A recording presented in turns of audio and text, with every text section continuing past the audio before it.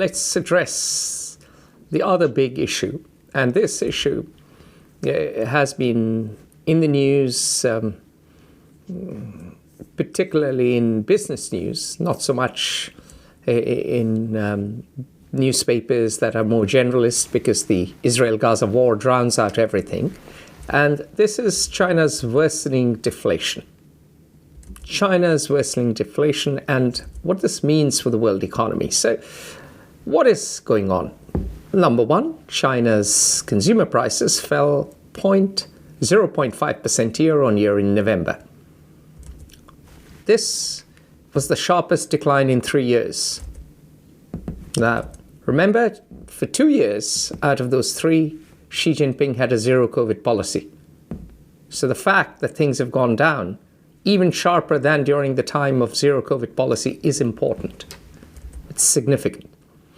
Number two, producer prices measured at factory gates and heavily driven by cost of commodities and raw materials dropped by 3%. And they have remained in negative territory for the past year. Number three, despite Xi Jinping, President Xi Jinping, Emperor Xi Jinping, abandoning zero COVID policy, consumer demand has not rebounded in 2023. Number four, Chinese policymakers set a growth target of 5%, the lowest in decades, but they are being unable to cook up statistics to claim success. The reality is a bit too jarring and is dashing their rosy plans. Number five, there's been a property price crash. This has led to developer troubles. Country Garden has defaulted. Zhongzi is in trouble. In turn, this has led to banking trouble. Banks have a ton of bad debts on their books. In turn, the collapse has led to the terrible negative wealth effect on Chinese families. Glenn and I have pointed out repeatedly that 60 to 70% of Chinese wealth is tied up in real estate. And if the value of real estate crumbles, people feel less wealthy. If they feel less wealthy, they're less likely to buy stuff. If they are less likely to buy stuff, naturally, all the indices are going to follow. If I may just jump in, it's even more dramatic than that sounds, because the 60 to 70% of the wealth is the private individual's wealth, all in real estate, in a system in which, ironically, since it's a socialist system, there are very few government supports for old age and for medical care as one ages and is no longer in the workforce. So people have to rely on their savings, and all of their savings are in real estate. And if real estate falls 50% of the nation's wealth has disappeared for as far as individual Chinese is concerned. Exactly. Bingo. Number six, youth unemployment and temple visits have hit record highs, up by 300% or 200%. I mean, it depends on area to area, but everyone seems to be going and praying, which perhaps tells us that religion may be the opium of the masses. Marx was perhaps right on at least one thing. Anyway, so all of this means that China is not doing swimmingly well. The question is why? Well, there are many reasons. Number one, Xi has returned to China's Maoist past and tightened state control of all aspects of Chinese life, including the economy. And this means that now entrepreneurs feel less free. This means that you've got to keep your head down. This means that arbitrarily, suddenly, a public listing can be pulled from the market. Jack Ma can disappear. This means suddenly that China has swung back from the days of Deng Xiaoping to the days of Mao Zedong. Number two, of course, the disastrous... That can't be... It's hard to overstate that, Atul. Xi is the son of one of the close advisors and fellow travelers with Mao, literally fellow travelers. I mean, he a disgraced Maoist, but she took the opposite lesson. He thought that either he could have gone the Deng way, but instead he redoubled his efforts to embrace Mao. To the point where that every company in the country has a member of the Chinese Communist Party on its board of directors or in its its C-suite kind of offices as an observer at every level of every company and every organization in society. It is a progressively terrifying and stultifying reality that one dare not say something out of line. And what is the line? And the line is centralization. Number two, Xi's disastrous zero COVID policy that has left a terrible hangover, also hard to overstate. Number three, the US has turned protectionist. Both Donald Trump and Joe Biden put pressure on China in different ways. Trump slapped sanctions, and Biden has cut off Chinese access to cutting-edge technology, as well as launched a full-fledged industrial policy. And mind you, each time the US has done that, the results have been pretty decent. The US did that after the War of Independence. The first act the US Congress passed was a protectionist act. The US decided that it would not be a supplier of raw material to the industrializing UK, Great Britain. It wouldn't do what Latin America did. It wouldn't do what India was doing at the moment. Instead, it would industrialize. And so that industrial policy was a success. The US also industrialized during the days of the New Deal dramatically with the war effort. The US was producing planes and tanks and all sorts of stuff, which basically won World War II. So the US has certainly, under Joe Biden, adopted a fully fledged industrial policy. It has gone back to the past. The Europeans are a bit miffed because they are not benefiting from this protectionist policy, but hey, who cares about them? Number four, of course, other countries are reorienting their supply chains. Reshoring, nearshoring, friendshoring, all these words are in the air. A lot of companies are actively trying to shift out production from China. Sometimes they move it to Vietnam, which takes Chinese parts or Chinese products and then assembles them. But on the whole, the trend line is clear. People are certainly trying to de-risk their supply chains, and this means that there are fewer jobs in China thanks to manufacturing. Number five, there is this inevitable slowdown that happens to any country after it reaches middle income status. You don't always grow at this rate. At some point, when you've built 3 ports, the marginal utility of the 4th port is not that high. And so there's a natural slowdown in the rate of growth. Similarly, if you have bought 2 cars, you're less likely to buy a 3rd car. So as a country becomes prosperous, it is inevitably going to have a slowdown in its growth rates. And that growth slowdown has come to China. China defied the economic laws of gravity for 3 decades. From 1978, it was inevitable that at some point the laws of gravity would catch up. Number 6, of course, is demography. China is becoming old before it becomes rich. The one-child policy, which might have led to some benefits, staved off the population pressure on overcrowded land. But at the same time, it means that often there's 1 grandchild supporting 2 parents and 4 grandparents. So that inverted pyramid, which other countries are experiencing too, all the way from Spain and Portugal and Italy to Japan and South Korea, that inverted pyramid means that it is impossible for China to grow that fast. There aren't simply that many young people now consuming as they were. And there aren't as many young people entering the labor force. So demography is a factor. That's number 6. Number 7, and this is a bit of a repetition, but it's important to state that China has an undeveloped financial sector. And this means that its stock market is not where people store their wealth. It means that people do not have the welfare net of, say, Germany or even the US. And this undeveloped financial sector leads to massive misallocation of capital.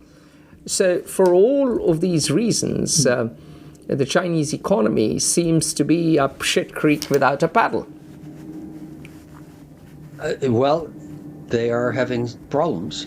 I'd add a couple of Roman numerals, I guess they are, to the list. One we alluded to by talking about the property investments and savings of the average Chinese. The government, Chinese government, particularly under Xi, has discouraged, made it hard to have domestic consumption. Saving there are two ways two places you can place your capital. Simplifying a bit, one has been in property and real estate, and the other is in savings. But domestic consumption rather than industrial policy, government-led infrastructure investments has been and remains a relative challenge. There has been increasing pressure on the Chinese government to enhance or make more possible domestic consumption and demand in China, but Xi has resisted this. He thinks that it is decadent, apparently, and has dissuaded it. And that is a critical driver and pillar, whatever metaphor you wish to use, of an advanced economy's growth. It could be rectified, but Xi is on principle opposed to it. And there's the crisis with the property market that makes it that much more difficult. And then I completely agree with the points you made, and in particular the one on demography. I would have made that first. I think demography is largely destiny. France was the great power of Europe, not because of the intrinsic merit and wonderfulness of French civilization, although they think so, but because it had the largest population in Europe for 2 centuries, or however long it was. In Japan, we've always wondered what the Japanese malaise. Why is Japanese growth so low, and inflation? Why is it deflationary for now 35 years? What's wrong with the Japanese? What's wrong is that they don't have any babies. And I am not a proponent of increasing the global population, but the population has been declining. The population has been aging. Older people don't have the same domestic demands for expenditure that young do. Where they spend their money is on health care. And with those factors going, a GNP growth rate of above 1% or so has been almost impossible to achieve, despite aggressive efforts by the Japanese government for 2 generations now. China is becoming a large Japan in that regard, but much worse, because it has Xi Jinping's philosophy shaping the economy, plus now 70 years of socialist policies. Even after the market reforms, it makes one think that of the great man view of history, but for the roll of the dice, or the play of the backroom maneuverings that put Xi on top, China and the world could be a very, very different place if in 2012 someone closer to Hu Jintao or to a market reformer, of whom there are many in China, had won the struggle for power. China, I don't see China it will remain a growing in power, great power, absolutely. But it is certainly struggling now in a way that it almost can't get out of, given the definition of solutions of the leadership and the ideology. And so I'll just compare it at the end to, the most quoted English author in history. Well, the three. First is the Bible, the second is Shakespeare, and the third is Samuel Johnson, who lived in the 1700s. He wrote a very powerful and perceptive literary analysis and moral essays and so on. He also composed the first English dictionary, if I remember correctly. Yes. Yeah, he wrote literally single-handedly himself the first English dictionary. And when a Frenchman said to him, "But Mr. Johnson, don't you realize that it's taken the French Academy 40 geniuses 40 years to write half of the French dictionary?" He said, "That just shows you the difference between what an Englishman can do and what a Frenchman can do," which is a bon mot, as it were. But as Johnson was on his deathbed, and this is in the 1780s now, he wanted to live. He loved life. And his doctors refused to bleed him, which was one of the practices at the time, anymore. And he was convinced that that would prolong his life. So he snatched away a knife or a pair of scissors from someone nearby and plunged it into his thigh to, quote, bleed himself, unquote. And he cried out as he did so, "I want life." And of course, he was stabbing himself to death. But he did it sincerely in the belief that that would save him. Xi Jinping and his policies are quite sincere in his mind, but he is fettering. He's not killing, but he is fettering the Chinese system and economy in a way that leads to all of the problems that Atul has iterated. And I don't see a way forward unless there is a change in his beliefs, which will not happen, which therefore means so long as he's in power, China will continue to struggle economically. So what does this mean for the world economy? Well, there are some things that follow.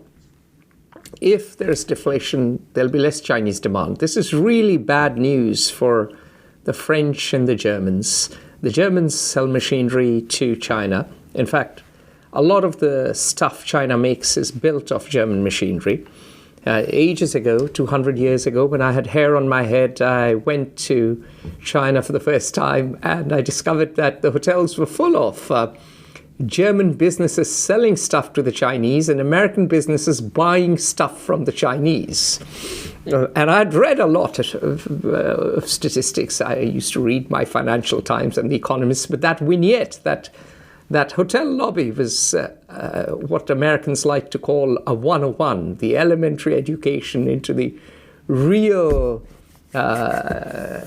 workings of the economy. And so the Germans who've been selling stuff to the Chinese, and remember, Chancellor Olaf Scholz flew all the way to China and flew back. Didn't even stay the night because of Xi Jinping's crazy zero COVID policies. So remember that Germany is tied pretty much at the hip to China, to China, and the joke is that when China sneezes, Germany catches a cold. And so this is really bad news for German companies, which are already struggling. They are struggling because of energy costs. They are struggling because of American protectionism. They are struggling because of bureaucracy. They are struggling because of a skill shortage. They can't find enough apprentices. There's a long piece I authored on the German economy, which you can read. But bottom line is, this is a bigger blow to the German economy. Now, the French, who have a monopoly on sexiness, no one does leisure and pleasure better. We have Peter Isaacson in the audience and Glenn Carl, of course, who's lived in Paris many years. They can attest to it. The French have been exporting a lot of luxury goods to China. After all, young Chinese have embraced both Christianity and Christian Dior with equal vigor. And now Christian Dior will certainly suffer, because the first thing that goes down in consumption when there is economic trouble, when people feel less wealthy, is luxury goods. And so the French companies making a killing by selling all sorts of baubles to the Chinese, luxurious handbags and seductive perfumes. They are going to be in trouble. And similarly, every economy that is exporting to China, and I'm sure Boeing will not be too pleased, Airbus will not be too pleased, anyone with export exposure to China has to be worried, because Chinese demand is inevitably going to decline, and it will remain low like Japanese demand for a while. Stimulating the demand is unlikely to have any effect. It may have the same effect as Samuel Johnson stabbing himself.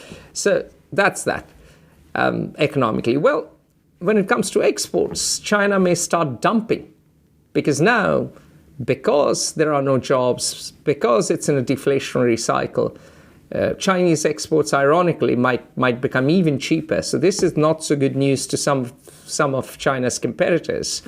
We'll see what happens there. Now we have protectionism. Of course, people could slap anti-dumping duties.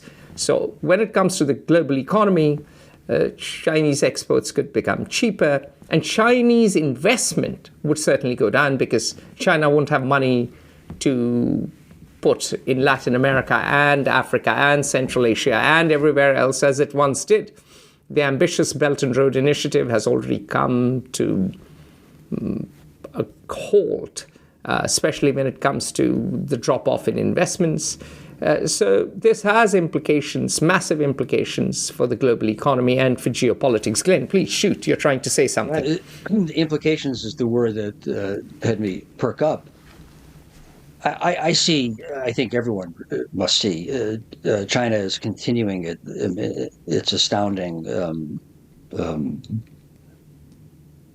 development and in continuing increase in global influence and significance, despite all its problems. However, everything that Atul has spoken about and that I touched upon indicates a more brittle Chinese economy and political system. As most of us know, the Communist Party and Xi has built its legitimacy on two things. One is economic growth. I will make you rich if you will give me your loyalty. And two, on nationalism. And progressively, under Xi in particular, the Chinese Communist Party, the Chinese government, has based its appeal on the unifying strength of nationalism. So these nasty Indians have taken our land, and why are they so uppity on the border? And who are the Americans to say what can happen in the South China Sea? It's ours, et cetera, et cetera, et cetera. And the Japanese are, of course, rapists who've never apologized for the rape of Nanjing. And the Taiwanese are traitors who fled and then became compradors of the white man. And of course, the Southeast Asian nations once gave tribute to us. They came to the Middle Kingdom with bowed heads, and now they're acting a bit uppity too. And as all fascist communist states do, the Chinese love a parade, and they will march their people around in goose step because it makes you feel strong and great. And that's literally true. It's a remarkable, fascinating thing to watch them train their marching soldiers. Only the North Koreans, I think, rival them that way in their rigor.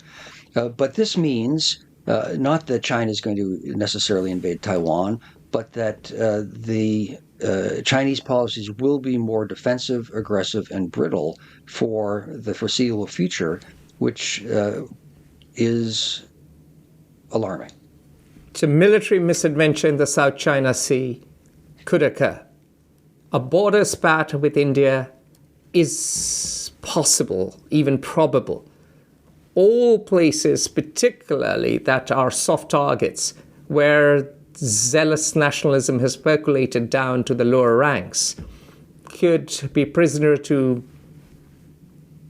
a young officer, literally, with, shall we say, an active finger on the trigger.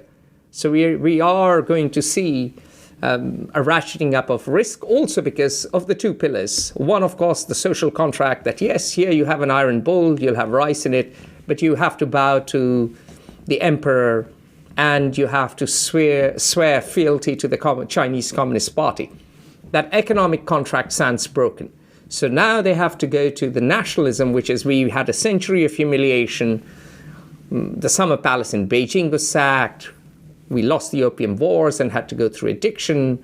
The white man and of course his lackey Indian troops imposed great humiliation on us, including of course the sacking of the summer palace. And now we must make things right. China must take its rightful place in the world. Now, as the Middle Kingdom. As the Middle Kingdom. Now, that kind of sentiment, of course, makes chances of military misadventure higher, and patriotism is the last refuge of the scoundrel. And it is